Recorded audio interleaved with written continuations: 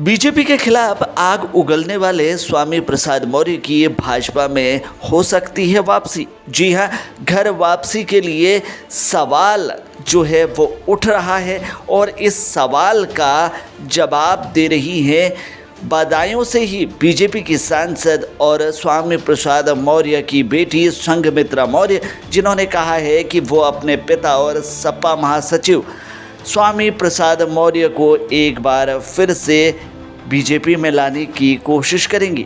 तो ये बड़ी खबर 2024 के इलेक्शन से पहले आ रही है, जहां अब उत्तर प्रदेश की राजनीति में अपने बयानों से चर्चा में रहने वाले समाजवादी पार्टी के नेता स्वामी प्रसाद मौर्य की घर वापसी हो सकती है। मतलब सपा नेता स्वामी प्रसाद मौर्य बीजेपी में शामिल हो सकते हैं। इस बात के संकेत खुद उनकी बेटी और बदायूं से बीजेपी की सांसद संघमित्रा मौर्य ने दिए हैं।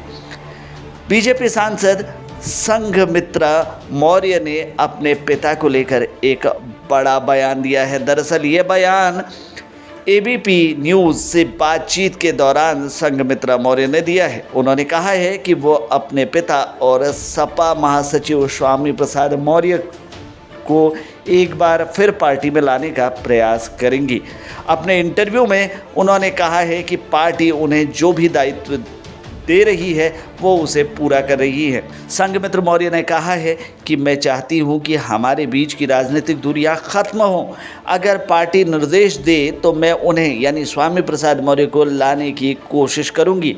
मेरी वजह से पिता को कटाक्ष सुनना पड़ता है और पिता की वजह से मुझे सुनना पड़ता है।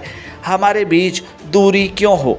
इसके साथ ही रामचरितमानस विवाद पर भी बीजेपी सांसद संघमित्रा मौर्य ने प्रतिक्रिया देते हुए कहा कि यह सही बात है कि किसी की भी आस्था को ठेस पहुंचाने का काम नहीं करना चाहिए। आपको बता दें कि स्वामी प्रसाद मौर्य साल 2022 में विधानसभा चुनाव से ठीक पहले योगी आदित्यनाथ कैबिनेट के मंत्री पद से और बीजेपी से इस्तीफा देकर समाजवादी पार्टी में शामिल हो गए थे। इस दौरान उन्होंने भाजपा पर आरोप लगाया कि बीजेपी ने सभी वर्गों के साथ अन्याय किया। साल 2022 के विधानसभा चुनाव में बीजेपी के सुरेंद्र कुशवाहा के खिलाफ फाजिल नगर से स्वामी प्रसाद मौर्य चुनाव हार गए थे।